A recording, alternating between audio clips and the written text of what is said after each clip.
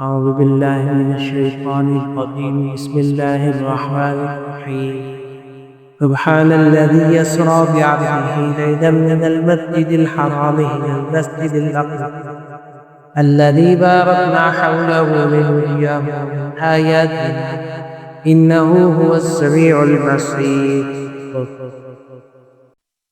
پاک ہے وہ ذات جو اپنے بندے رات و رات مسجد حرام سے مسجد اقصی تک لے گئی، جس کے ماحول پر ہم نے کتابیں نازل کی ہے تاکہ ہم انہیں اپنی کچھ نشانیاں دکھائیں۔ بے شک وہ ہر بات سننے والی، ہر چیز دیکھنے والی ذات ہے۔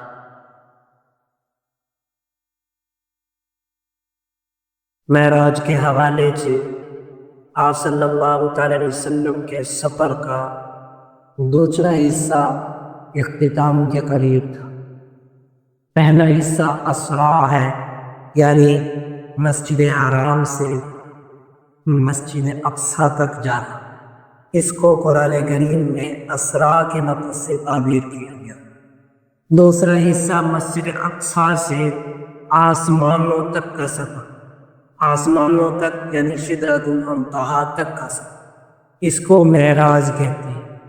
اور تیسرا حصہ ہے سدرۃ المنتہا سے آگے لا الہ نہایہ، یعنی ان مقامات تک جن کی رسائی کہاں تک ہوئی یہ صرف اللہ کے نبی صلی اللہ علیہ وسلم کو ہی پتہ، اور خود اللہ تعالیٰ کو ہی پتہ۔ وہ اللہ کے رازوں میں سے ایک راز ہے، اور نبی صلی اللہ علیہ وسلم کی شانوں میں سے وہ شان ہے کہ جس کا کچھ حصہ ہمارے نبی صلی اللہ علیہ وسلم نے صرف امت پر رام کھا کر کچھ حصہ بتلایا، اور اللہ میں بھی کچھ حصہ بتلایا، ساری چیزیں بھی بتلائی۔ وہ قیامت میں کھلے گی، جنت میں کھلے گی، اور اللہ تعالیٰ وہ سارے کے سارے راز وہاں پر کھلیں گے تو پتہ چلے گا کہ ہمارے نبی صلی اللہ علیہ وسلم کی شان کیا تھی۔ جس طرح یہاں پر علماء نے ایک عجیب بات لکھی ہے، فرمایا کہ جس طرح اللہ کی شان لامحدود ہے، اللہ کی شان لامحدود ہے، جنت میں جتنی کھلے گی مومنین پر تو اتنا ہی اللہ کی محبت میں غرق ہونے جائے، اور اللہ کی محبت میں وہ بہت ہی زیادہ ڈوبتے جائیں گے۔ اسی طرح ہمارے نبی صلی اللہ علیہ وسلم کی جو صفت اور خصوصیات ہیں وہ انسانوں کے اعتبار سے لامحدود، اللہ کے اعتبار اللہ کی ذات تو لامحدود ہے ہی ہے، لیکن انسانوں کی جو علم کے اعتبار سے وراء و برا جو خصوصیات ہیں ہمارے نبی صلی اللہ علیہ وسلم کو جو حاصل ہیں، اللہ تعالیٰ قیامت میں کھولے گی۔ قیامت میں آپ صلی اللہ علیہ وسلم کے درجات کی وضاحت ہوگی تو مسلمانوں کو پتہ چلے گا کہ ہمارے نبی کتنی خصوصیات کے مالک تھے، اور ہم پر کتنا بڑا اللہ نے احسان کیا کہ ہماری نسبت ایسے نبی کے ساتھ جو بات کی جو انتہا ہوئی تھی وہ اس بات پر ہوئی تھی کہ آپ صلی اللہ علیہ وسلم ساتوں آسمانیوں کو کراس کر کے سدرۃ المنتہا بلکہ اس سے پہلے بیت معمور تک پہنچے۔ بیت معمور وہ جگہ تھی کہ بعین ہی بیت اللہ کے اوپر جو جگہ ہے جو فرشتوں کی عبادت گاہ ہے، اس جگہ کا طواف فرشتے کرتے ہیں، اور جس فرشتے نے ایک مرتبہ اس بیت معمور کا طواف کر لیا پھر کبھی قیامت تک اس کا نمبر آنے والا نہیں ہے۔ تو وہاں تک جبریل امین ساتھ تھے۔ پھر آگے ایک مقام آتا ہے، اس کے اوپر سدرۃ المنتہا، یعنی انتہائی درجے کا جو مقام ہے جو ساتوں آسمانوں کے اوپر ہے۔ وہاں پر صرف ایک ہی شخصیت کی رہائش، اور وہ جبریل امین۔ جبریل امین ملائے اعلیٰ کے تمام فرشتوں کے سردار، اور ان کا مقام اور ان کا مکان ان کا مال رہتا ہے۔ تو وہاں پر جب گئے تو جبریل امین نے بھی حضور صلی اللہ علیہ وسلم کا اکرام کیا۔ وہاں پر کیا اکرام کیا کہ اپنی اصلی صورت میں نمودار، اپنی شکل میں نمودار۔ حضور صلی اللہ علیہ وسلم فرماتے کہ میں نے جبریل امین کو اس موقع پر دیکھا کہ ان کے 600 پر 600 بازو تھے، اور ہر پر اتنا بڑا کہ جو زمین اور آسمان کے سارے خلا کو پُر کر دے، سارے خلا کو ڈھانپ لے، اتنا بڑا ایک 600 پروں والا فرشتہ۔ تو وہاں پر آپ صلی اللہ علیہ وسلم نے 4 نہریں دیکھی. سدرۃ المنتہا سدرہ، وہاں بیری کا ایک درخت ہے، بیری کا ایک درخت جس کے پتے حضور صلی اللہ علیہ وسلم نے ارشاد فرمایا کہ ہاتھی کے کانوں کی طرح بڑے بڑے، اور یہ تشبیہاً فرمایا، تشبیہاً، اور فرمایا اس کی جو پیر ہے وہ مٹکوں کی طرح. صحابہ نے کچھ یا رسول اللہ کیسے مٹکے؟ فرمایا ہجر نامی بستی. یہ مکہ المکرمہ کے قریب ایک بستی تھی ہجر، تو وہاں پر مٹکے بنایا کرتے تھے، اور وہ مٹکے بنانے میں اپنا شانی نہیں رکھتے تھے، مشہور تھے مٹکے بنانے میں، بڑے سے بڑا چھوٹے سے چھوٹا، تو بڑے بڑے مٹکے بنانے میں وہ ماہر تھے. تو اس جگہ کے مٹکے مشہور تھے ہجر کے، ہجر نامی بستی کے مٹکے. آپ صلی اللہ علیہ وسلم نے فرمایا کہ جیسے قلعان ہجر، یعنی ہجر نامی بستی کے جتنا مٹکے تھے نا ویسے اس کا پھل تھا. اور فرمایا اس کی در میں سے 4 نہریں اللہ نے دکھائی کہ 4 نہریں نکل رہی ہیں. 2 نہریں ظاہری تھی، 2 نہریں باطنی تھی. 2 نہریں جو ظاہری تھی، ایک تو ان میں سے فرات جو عراق میں ہے، اور ایک نیل جو مصر میں ہے. یہ 2 نہریں اس کے نیچے سے نکل رہی. میں نے گزشتہ درس میں غلطی سے کہہ دیا تھا کہ دجلہ، وہ دجلہ نہیں تھی، فرات تھی. تو ایک فرات اور ایک نیل. تو فرات اور نیل یہ 2 ظاہری نہریں ہیں جن کا مرکز سدرۃ المنتہا ہے. اب اس میں مفسرین کا اختلاف ہے کہ ان کا مرکز اوپر آسمانوں میں کیسے ہو سکتا ہے. تو اس کے جواب میں مفسرین لکھتے ہیں کہ اس میں کوئی استباعت تو نہیں ہے، اس لیے کہ ہو سکتا ہے کہ ہر جگہ کی بارشوں کے لیے اللہ تبارک و تعالیٰ نے خاص جگہ رکھی ہوں، لیکن جس جگہ کا مرکز ہے نیل اور فرات کا، اس جگہ کے مرکز پر بارش صرف وہیں سے اترتی ہے. جس جگہ پر مرکز ہے نیل اور فرات کا، اس جگہ پر بارش جو ہے وہ صرف اسی جگہ سے اترتی ہو. تو گویا وہ نہریں ان کا مرکز ہی وہی بنا سدرۃ المنتہا کی جڑ. اور ویسے تاریخ جو ہے اور سائنسدان بھی کہتے ہیں کہ نیل اور فرات یہ 2 دریا اسی دنیا میں ہیں کہ جن کا سرا آج تک نہیں پتا کہ ان کا مرکز کیا ہے، ان کا منبع کیا ہے، کہاں سے نکل رہا ہے، کوئی پتہ نہیں. اور قرب قیامت کی نشانی میں سے ایک نشانی یہ بھی ہے کہ ان کا مرکز پتہ چل جائے گا. اور ایک نشانی یہ بھی ہے کہ وہاں سے سونا نکلے گا، سونا، اور اسی پر جنگ ہونی ہے، اسی پر لڑائی ہونی ہے کہ یہ سونا جو وہاں سے نکل رہا ہے کہاں سے نکل رہا ہے، ان کا مرکز بھی پتہ چل جائے گا. تو یہ 2 ظاہری نہریں جو سدرۃ المنتہا کی جڑ میں سے نکل رہی تھی. 2 باطنی نہریں تھیں، باطنی نہریں. ایک کو سلسبیل کہا گیا، سلسبیل، اور اسی کو نہر حکمت بھی کہا گیا. نہر حکمت یعنی بس اللہ رب العزت کی رحمت کی نہر ہے، جس میں ان مسلمانوں کو ہوتا دیا جائے گا کہ جو اپنی سزا بھگتنے کے بعد جنت میں جائے گا، اس کو اسی نہر میں، نہر رحمت میں ہوتا دیا جائے گا کہ وہاں سے وہ ہوتا کھانے کے بعد اپنی ساری کی ساری سزا کو وہیں چھوڑ دیں گے. اس کے اثرات اسی کے اندر ہوتا کھانے کی وجہ سے اس کے جھلسنے کے اثرات، اس کی سزا کے اثرات ختم ہو جائے گی. پھر اللہ تعالیٰ اس کو پاک صاف کر کے جنت میں داخل فرما دیں گے. اس نہر کو نہر سلسبیل اور نہر رحمت کہا جاتا ہے. اور توقی نہر کوثر. حضور صلی اللہ علیہ وسلم نے فرمایا کہ میں نے اس نہر میں آنکھ مارا تو جیسے ہی وہ پانی میں نے جیسے اٹھایا تو وہ میرے آنکھ میں ملک بن گیا. میں نے کہا جبریل یہ کیا ہے؟ عرض کہ یا رسول اللہ یہ وہ نہر کوثر ہے کہ جو آپ کے لیے خصوصی طور پر اللہ تعالیٰ نے انعام کے طور پر رکھی ہے، جس کا تذکرہ سورہ کوثر کے اندر آتا ہے، اِنَّا أَعْطَيْنَاكَ الْكَوْثَرَ. اور یہ جو نہر ہے یہ دنیا کے اندر بھی اس کا مرکز ہے. کہاں سے نکلے گی؟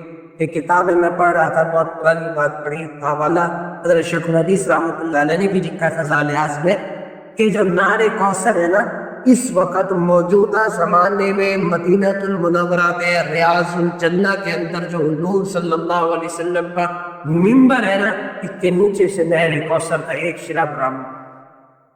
تو جس خوش نصیب نے وہاں پر نظر ادا کیے ہوں گے انشاءاللہ وہ دل سے جب نہر کوثر پر پہنچے گا.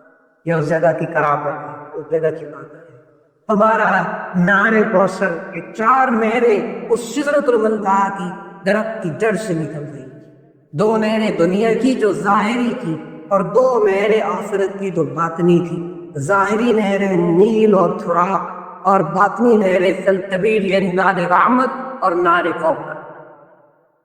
اس کے بعد ایک رفرف لایا گیا۔ بعض حضرات کہتے ہیں کہ رفرف ایک جگہ کا نام ہے جو سدرۃ المنتہا سے اوپر کا ایک مقام ہے، اور بعض حضرات کہتے ہیں کہ نہیں، رفرف جو ہے کہ ایک سواری کا نام ہے جو آپ صلی اللہ علیہ وسلم کے لیے اگلے سفر کے طے کرنے کے طور پر لے کر آئی گئی، اور وہ ایک سبز قسم کی ڈولی، سبز قسم کی سبز رنگ کی پالکی یا سبز رنگ کا قالین تھا کہ جو خاص طور پر دائرے کے بادشاہ احکم الحاکمین کے دربار میں اور آپ کے سامنا کرنے کے لیے لایا جا رہا ہے، اور مہمان بھی عظیم، میزبان بھی عظیم۔ عظمت کا تقاضا یہ تھا کہ وہ اپنی شان کے مطابق اکرام کرے، اور وہ اپنی شان اپنی خصوصیات کے مطابق اس اکرام کو قبول کرے، اور مہمان کرے اور مہمانی چلو پندو۔ تو رفرف لایا گیا۔ اب جبریل امین کو کہا گیا، آپ صلی اللہ علیہ وسلم نے کہا کہ آئیے۔ جبریل امین نے کہا نہیں یا رسول اللہ، آگے کا مقام آپ کا ہے، میرے آگے پر جلیں گے، اگر میں اوپر گیا تو بس میرا یہی ٹھکانا ہے، اور مجھے اجازت یہی۔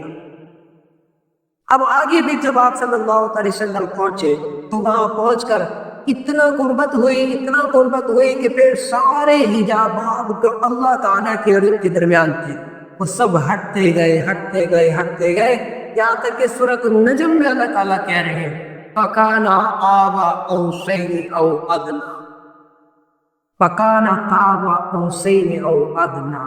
قاب قوسین کیا ہے؟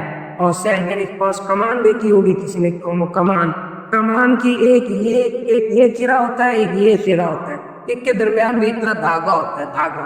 اب وہ دھاگے کے اس اور اس کے درمیان کتنا فاصلہ ہے؟ مثلا اگر یوں ہو کمان یوں، تو اس جگہ اور اس جگہ میں کتنا فاصلہ ہے؟ بالکل تھوڑا سا فاصلہ ہوتا ہے، بلکہ کچھ انچوں کا فاصلہ رہ جاتا ہے۔ اللہ کہہ رہے ہیں فَكَانَ قَابَ قَوْسَيْنِ، اتنا قریب ہوئے جیسے قوسین کا جو آب ہے، آب اصل میں وہ تاط ہے، وہ دھاگا جو اس لکڑی کے بیچوں بیچ میں قائم ہوتا ہے، اتنا اس آب کو کہتے ہیں قاب قوسین۔ قوسین بھی ایک قوس سے دوسرے قوس، قوسین قاب قوسین او ادنیٰ، اتنی زیادہ قریب، کتنوں قربت تھی بس وہ اللہ ہی جانے اور اللہ کے نتیجے۔ فَأَوْحَىٰ إِلَىٰ عَبْدِهِ مَا، یا اللہ تعالیٰ نے وہی کوئی تفسیر نہیں بتلائی کہ اللہ نے کیا دیا، فَأَوْحَىٰ بس وہی بھیجی جو وہی تھی وہ اللہ نے بھیجی، اور اس کی تفسیر نہیں بھی کری، پھر ہمارے نبی صلی اللہ علیہ وسلم چونکہ عظیم تھے تو عظمت کو مد نظر رکھتے ہوئے آج صلی اللہ علیہ وسلم کو 3 بہترین انعامات دیے، 3 انعامات۔ اس سے علماء نے مسئلہ نکالا کہ جب کوئی مہمان آئے، میزبان کو چاہیے کہ اس کا اکرام کرتے ہوئے اس کو ہدیہ دے کر رخصت کرے، تو ہدایت دے کر رخصت کرے۔ 3 تحفے آپ صلی اللہ علیہ وسلم کو ملے، ایک تحفہ نمازوں کا، دوسرا تحفہ سورۃ البقرہ کے آخری رکوع کا، سورۃ البقرہ کا آخری رکوع۔ یہ فرمایا کہ وَكَانَتْ كَنْزُهَا مِنْ كُنُوزِ عَرْشِهَا، عرش کے خزانوں میں سے ایک خزانہ ہے، عرش کے خزانوں میں سے۔ تو اب وہ ہم صلی اللہ علیہ وسلم کو دوسرا تحفہ یہ دیا، اور تیسرا تحفہ امت کے لیے بھی، وہ کیا فرمایا کہ جاؤ خوشخبری لے جاؤ، اپنی امت کو یہ بتا دینا کہ جس نے شرک نہیں کیا میرا وعدہ ہے کہ میں اس کو بخشوں گا۔ یہ امت کو دھوکہ ہے۔ اب آپ اندازہ لگائیے کہ اللہ سے ملاقات ہے، اتنی قربت ہے، اور اس قربت میں تحفے مل رہے ہیں، تو ان تحفوں کی قدردانی کیا ہے کہ 50 نمازیں ملی، اور آمن رسول آخر تک ملا، سورۃ بقرہ کا آخری رکوع ملا، اور یہ خوشخبری امت کے لیے ملی کہ جس نے شرک نہیں کیا ہوگا نا وہ اس کو میں بخش دوں، کہ اللہ نے وعدہ لے لیا۔ اب پھر واپسی ہوئی، ظاہر کہ پھر تقاطب نہیں ذکر دی، فَأَوْحَىٰ إِلَىٰ عَبْدِهِ مَا أَوْحَىٰ، اللہ نے وہی بھیجی، کیا بھیجی، اور دیدار ہوا۔ اب یہاں پر علماء مختلف ہیں، بعض کہتے دیدار نہیں ہوا، بعض کہتے دیدار ہوا، محقق اور صحیح قول جو حضرت عبداللہ بن عباس رضی اللہ تعالیٰ عنہ سے منقول ہے اور رئیس المفسرین ہے، وہ یہ کہتے ہیں کہ اللہ کا دیدار ہوا، اللہ کا دیدار ہوا اور انہی آنکھوں سے ہوا۔ اگرچہ دنیا کے اندر کا ذات کا یہ تھا لا تدرک الابصار وهو يدرك الابصار، کہ یہ آنکھیں اللہ کو نہیں پا سکتی۔ یہ کل مولوی صاحب سے فترہ ہو رہا تھا مولانا یحییٰ صاحب سے، تو انہوں نے بڑی عجیب بات کہی، انہوں نے کہا کہ بھئی اللہ تعالیٰ نے رابطہ بدل دیا تھا، یہاں جو اللہ کہہ رہے لا تدرک الابصار کہ آنکھیں اللہ کو نہیں دیکھ سکتی، وہ اس دنیا میں نہیں دیکھ سکتی، اللہ نے دنیا ہی بدل دی، آخرت ماحول میں دکھایا نا، یہاں تو نہیں دکھایا، اپنا دیدار یہاں تو نہیں کرایا، وہ عالم دکھ رہا ہے، وہ عالم کیا تھا انہوں اپنے معلوم ہے وہ کیا تھا، تو وہاں پر چلا تدرک الابصار ملا کہ وہاں پر تو یہ فکان عقابکم سیریا ہوا تھا، اور مہمان کا اکرام اسی صورت میں ہے کہ مہمان اس کو نظر تو آئے۔ دیکھو نا ایک مہمان کو اتنی شان کے ساتھ آل بان کاٹ کے ساتھ لایا جائے اور وہاں جا کے میزبان کہے کہ میں نہیں نظر کر سکتا، یہ تو ایک عقل بھی نہیں پلا۔ تو اللہ نے بلوایا، اور پھر یہ بھی اندازہ لگائیے کہ مہمان جتنا عجیب ہوتا ہے کہ یہ بلانے کا انداز بھی عجیب ہوتا ہے۔ مطلب ایک مہمان کو بلایا جاتا ہے کہ خالی پیغام دے دیا کہ بھی مجھ سے ملنے آتے، ایک یہ بھی طریقہ۔ دوسرا طریقہ یہ ہوتا ہے کہ بھی گاڑی دے، میں گاڑی بھیج رہا ہوں آج۔ تیسرا طریقہ یہ ہے کہ گاڑی کے ساتھ ڈرائیور اور ریبر بھی بھیج دیا کہ بھی آؤ لینے آئے۔ پھر چوتھا طریقہ اور اعداد کا یہ ہے کہ جہاں گاڑی بھیجی، ڈرائیور بھیجا، سارا نظام کیا، وہاں ساتھ ساتھ استقبال کے لیے بڑے متعین کر دیے، انبیاء کو بھی لائن میں کھڑا کر دیے۔ اب سوال یہ ہوتا ہے کہ انبیاء میں مقصود تھے انتظار میں، ملاقاتیں جو یہ مسئلہ پہلے آسمان پر آدم علیہ السلام سے ملاقات ہوئی، دوسرے آسمان پر حضرت عیسیٰ اور حضرت یحییٰ علیہ السلام سے ملاقات ہوئی، تیسرے آسمان پر حضرت ادریس علیہ السلام سے ملاقات ہوئی۔ یہ ادریس علیہ السلام حضرت نوح علیہ السلام کے دادا تھے، اور ایک روایت میں آتا ہے کہ ان کے والد تھے، اور اس اعتبار سے نوح علیہ السلام چونکہ آدم ثانی بھی ہے اور آدم ثانی ہونے کے اعتبار سے حضور صلی اللہ علیہ وسلم کے والد بھی ہوئے، تو اس اعتبار سے ان سے ملاقات ہوئی۔ اور اسی طرح پھر پانچویں آسمان پر حضرت یوسف علیہ السلام سے، پھر ہارون علیہ یوسف، نوح علیہ، پھر ابراہیم، ان کی ایک پوری خصوصیت آدم علیہ السلام سے ملاقات ہوئی۔ اس کا نتیجہ علماء نے لکھا کہ اس وجہ سے ملاقات کرائی گئی تاکہ حضور کو تسلی ہو جائے کہ دیکھیے مجھے جنت سے نکال دیا گیا تھا، آپ کی قوم آپ کو مکہ سے نکالے گی، ثابت قدم رہنا۔ مجھے بھی جنت سے نکال دیا گیا تھا لیکن میں ثابت قدم رہا، تو آپ کی قوم آپ کو مکہ سے نکال دے گی، ثابت قدم رہنا، جم کے رہنا۔ عیسیٰ علیہ السلام اور یحییٰ علیہ السلام سے ملاقات ہوئی کہ ان کو مشقتیں برداشت کرنی پڑی، تو آپ صلی اللہ علیہ وسلم سے ملاقات ہو کر تسلی دی گئی کہ آپ پریشان نہ ہونا، پریشان نہ ہونا۔ یہودیوں نے تو میرے قتل تک کے منصوبے بنائے سازشیں کی، تو جس طرح میرے قتل تک کے منصوبے بنائے سازشیں کی، اور فزیکلی طور پر عیسیٰ علیہ السلام کو شہید بھی کر دیے گئے ہوں گے سر پر آرا چلا کر، تو فرمایا اسی طرح آپ کو قتل کرنے کی سازش ہوگی، جم جانا، ڈٹ جانا۔ پھر حضرت ادریس علیہ السلام کی ملاقات ہوئی، اس لیے کہ ان کی خواہش تھی کہ میں اپنے بیٹے کو دیکھوں، اور جب ملاقات ہوئی نا وہ بیٹا نہیں کہا، وہ عظمت کی وجہ سے چپ کہا یا عقی الصالح، اے میرے نیک بھائی۔ تو روایت کے اندر آتا ہے کہ انہوں نے ابن اگر کہہ سکتے تھے، کیونکہ ظاہر ہے کہ وہ نوح علیہ السلام کے دادا یا والد تھے، تو وہ ابن کا لفظ کہہ سکتے تھے، لیکن نہیں کہتے ہیں، وہ جلالت اور عظمت کی وجہ سے وہ ابن کہنے کے بجائے انہوں نے منصب کے پہلو کو مد نظر رکھتے ہوئے یا عقی الصالح کہہ دیا۔ اور پھر آگے ہارون اور موسیٰ علیہ السلام سے ملاقات ہوئی کہ دیکھنا کہ جس طرح مجھے میری قوموں نے کتنا ستایا لیکن ہم ثابت قدم رہے، تو آپ کی قوم بھی آپ کو ستائے گی، آپ کی ثابت قدم رہنا۔ پھر ابراہیم علیہ السلام سے ملاقات کروائی، مقصد یہ تھا کہ ابراہیم علیہ السلام کو کتنی مشقتوں کا سامنا کرنا پڑا، گھر بار چھوڑا، والدین چھوڑے، سب کو چھوڑا، بیوی بچے چھوڑے، فرمایا کہ اے نبی جی آپ کے ساتھ بھی یہی کچھ ہوگا، سب کو چھوڑنا پڑے گا، ثابت قدم رہنا۔ اللہ نے خلیل اللہ بنایا، اللہ نے اعزاز دیا، تو اب رحمت للعالمین بنایا جا رہا ہے، ثابت قدم رہنا۔ پھر حضرت ابراہیم علیہ السلام نے خالی اپنی ملاقات نہیں کی، ہمیں بھی یاد رکھا، اور کیا کہا کہ بیٹا جب واپس جاؤ گے نا تو اپنی امت کو میرا سلام کیا۔ آج جب ہم درود پڑھتے ہیں نا اللہم صلی علی محمد وعلی آل محمد کما صلیت علی ابراہیم، کیوں کہتے ہیں؟ اس سلام کا جواب ہے، اس سلام کا جواب ہے۔ تو ہماری امت کو کتیوں کو یاد رکھا اور انہوں نے کہا اپنی امت کو میرا سلام کہنا، اور ان کو یہ کہنا کہ جنت کی جو زمین ہے نا وہ چکیل میدان ہے، اس کے اندر بوٹے لے کر آنا، اپنے گملے اپنے درخت لے کر آنا۔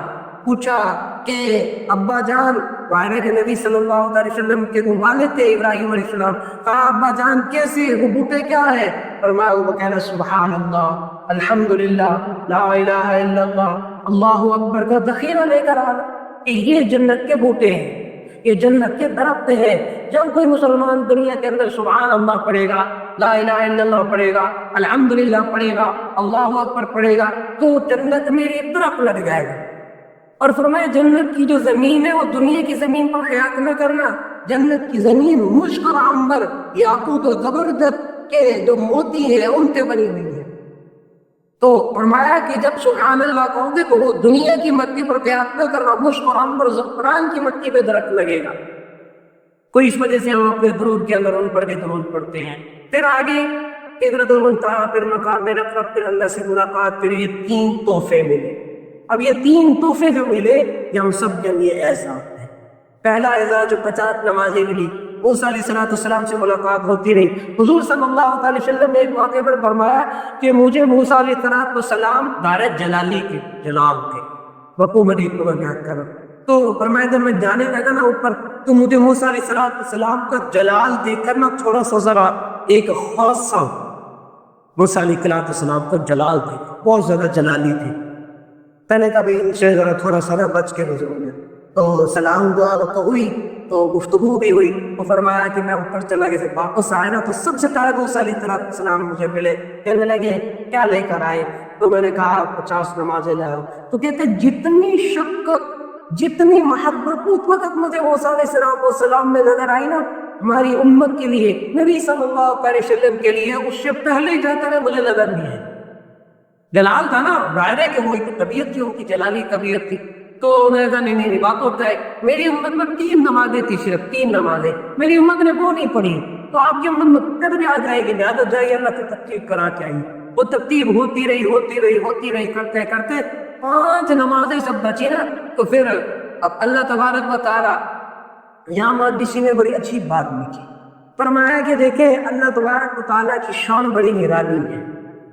اپنے حبیب کو اپنا دیدار کرایا، دیدار کرانے کے بعد نبی صلی اللہ علیہ وسلم کا جی تو نہیں چاہ رہا تھا، جب کسی معبود سے ملاقات کر کے بندہ واپس لوٹتا تو بار بار پلٹ کے دیکھتا ہے، بار بار پلٹ کے دیکھتا ہے کہ پھر کوئی اور رنگ نظر آئے، کوئی اور ادا نظر آئے، کوئی اور محبت کا پہلو نظر آئے۔ تو اگر میں اسی طرح اللہ رب العزت جب رخصت اللہ تعالیٰ نے کر دیا تحفہ دے کر، آپ صلی اللہ علیہ وسلم بار بار پیچھے دیکھ رہے تھے، ہر بار پیچھے دیکھ رہے ہیں، تو اللہ تعالیٰ نے وہ بار بار پیچھے دیکھنے کے عمل کو وہ تبدیل کا ذریعہ بنا، تبدیل کا ذریعہ بنا دیں گے، چلو اسی بہانے آئیں گے پھر دیدار ہوگا۔ تو اتنا کرتے کرتے آپ دیکھیں کتنی مرتبہ دیدار ہوا۔ 5 نمازیں جب بچی تو اب حضور صلی اللہ علیہ وسلم کو کہا گیا موسیٰ علیہ السلام کی طرف سے کہ آپ جائیے تحقیق کرائیے، تو موسیٰ علیہ السلام کہنے پر آپ صلی اللہ علیہ وسلم فرمایا نہیں، اب مجھے حیا۔ اوتی بدت روایت کے اندر آتا ہے کہ اللہ کی طرف سے ندا دی گئی، آواز لگائی گئی کہ بس آپ اسی کو قبول کر لیں، اور میرا یہ وعدہ ہے، میرا یہ قول ہے، ما یبدل القول لدی، کہ میں اپنا قول تبدیل نہیں کروں گا، کہ میں نے ابتداءً تحفہ دیا تھا 50 کا، بچ گئی ہے 5، تو پڑھے گی 5، اجر ملے گا 50 کا۔ اب جب یہ عنوان ہوئے نا 50 ملی تھی تو کہنے اور 5 پڑھیں گے 50 کا سے ملے گا، تو مزید پھر اللہ تبارک و تعالیٰ نے اور زیادہ کہا، فرمایا من جاء بالحسنۃ فلہ عشر امثالها، من جاء بالحسنۃ فلہ عشر امثالها، فرمایا کہ جو نیکی کرے گا یعنی ان نمازوں کو ادا کرے گا اس کو 10 گنا تک اور بڑھا دیا جائے گا. پھر فرمایا کہ 27 گنا تک بڑھا دیا جائے گا. پھر فرمایا 25 گنا تک بڑھا دیا جائے گا, 27 گنا تک بڑھا دیا جائے گا. کیوں؟ مسواک کریں گے تو 25 گنا تک 27 گنا تک اجر بڑھا دیا. تو یہ انعام اور تحفے میں 3 چیزیں آپ صلی اللہ علیہ وسلم لے کر آئے. چنانچہ پھر سدرۃ المنتہا پہنچے, پھر وہاں سے پھر حضرت جبریل علیہ السلام کی معیت ہوئی, اور وہاں سے پھر مسجد اقصیٰ تک پہنچے, اور پھر مسجد اقصیٰ میں سارے کے سارے انبیاء علیہ السلام کا جب دوبارہ ملاقات ہوئی اور دوبارہ وہ لائن بنا کر کھڑے تھے. روایت میں آتا کہ فجر کی نماز کا قائم ہو چکا تھا تو آپ صلی اللہ علیہ وسلم نے لائن میں کھڑے ہو گئے. سارے کے سارے انبیاء سے ملاقات ہوئی, وہاں سلام ہوئی, اور سب انبیاء سے مصافحہ بھی ہوا. بعد میں سب انبیاء سے ملاقات بھی ہوئی. اب کھڑے ہوئے تھے لائن میں, جب آگے کون بڑھے تو جبریل امین نے اللہ کے حکم کے مطابق آپ صلی اللہ علیہ وسلم کا ہاتھ پکڑا اور مصلی پر کھڑا کر دیا. فرمایا اتنی ساری خصوصیات اور اتنے فضائل لے کر آ چکے ہیں, اب امامت کا حق بھی آپ کا ہے تو آپ امامت کروائیے, تاکہ اللہ رب العزت نے جو تحفے دیے نا تو تحفے کی انتہا ہو جائے اور اس پر مہر لگ جائے, امام الانبیاء ہونے کا لقب حاصل. تو وہاں پھر آپ صلی اللہ علیہ وسلم کو امام الانبیاء ہونے کا لقب حاصل. پھر وہاں سے واپسی پر پھر راستے میں کئی قافلوں سے ملاقات ہوئی. تو اسی دوران آپ صلی اللہ علیہ وسلم کو جنت کی بھی سیر کرائی گئی, جہنم کی دکھلائی گئی, اور ان کے اعمال بھی آئے. ان کا تذکرہ انشاءاللہ پھر اگلے درس میں ہوگا. ان ساری باتوں کا خلاصہ کیا نکلا؟ اللہ نے جو ہمیں دین دیے نا, دین یہ تسخیر کائنات کا عمل ہے. آدمی تصویرات کرتا نا کتنی ہے کہ بھی مجھے فلاں میری طرح متوجہ ہو جائے گا, فلاں مجھے چیز حاصل ہو جائے گا, فلاں مجھے چیز مل جائے گا. کیا کرتا اللہ کا ذکر کرتا, اللہ سے دعا مانگتا. اور میں دیندار ہونا یہی عمل ہے تدبیر کائنات کا. جو آدمی اللہ کو راضی کر لے دیندار ہونے کی صورت میں, اور میں ساری کائنات کی ساری چیزیں اس کے لیے متخر ہے. پھر وہ مٹی کو ہاتھ لگائے گا تو سونا بن جائے گی. وہ حجاج وقت کر رہا تھا نا, ایک آدمی ربینہ پر دعا مانگ رہا تھا, اللہ آنکھیں دے دے. کتنے سالوں سے مانگ رہا ہوں میں, آنکھیں نہیں دے رہے مجھے. جاننے کا کتنے سالوں سے مانگ رہا, اس نے کہا اتنے سالوں سے. ہاں مجھے جانتے, اس نے کہا نہیں. اس نے کہا حجاج, وہ ڈر گیا. اس کو پتا تھا حجاج اتنا ظالم ہے کہ 1 منٹ میں گردن اتار دیتا ہے. اس نے کہا میرا آخری چکر رہ گیا, میں وہ چکر لگا کے آ رہا ہوں, طواف کر کے واپس ہو تو تیری آپ کے آئی ہوئی ہو, اگر نہ آئی تو تیری گردن اڑا دوں. اب اس نے جس کیفیت میں مانگا کو وہ جب آخری چکر مکمل کر دیا تو سیاہ سے آ چکی. تو دینداری اصل سبب ہے تدبیر کائنات کا, کہ وہ کہاں تو آنکھیں تھی اور کہاں یعنی کہ آنکھ نہیں تھی, بینائی نہیں تھی, لیکن جب اللہ سے ٹوٹ کر مانگا, تڑپ کر مانگا تو وہ آنکھیں بھی مل گئی. ایک آدمی طواف کے دوران ایک لیے پھرا تھا, اس نے کہا کہ اللہ اس کو سونے کا بنا دیتا ہوں, اس کو بھی حجاج مل گیا. تو نے کہا کتنے سالوں سے طواف کرتے یہ دعا مانگے ہوئے, اگر عید کا کر, نے کہا اچھا آخری چکر ہے, طواف کر کے پارے کو تو یہ عید سونے کی نہ تیری گردن ہوتا کہ عید سونے کی بن گئی. تو یہ اصل چیز کیا ہے؟ تذکیر کائنات اصل سبب کا دینداری ہے. اور ان ساری چیزوں سے ہمیں یہ ملتا ہے کہ آپ صلی اللہ علیہ وسلم نے اپنے لیے, اپنی امت کے لیے دین کو پسند کیا, اور آپ صلی اللہ علیہ وسلم کو اسی دین کی پسندیدگی کی وجہ سے ساری کائنات کا نظام اللہ نے بدل کے دکھا دیا, متکر کر دیا, اور وہ چیزیں دکھائی جو کسی نبی کو نہیں.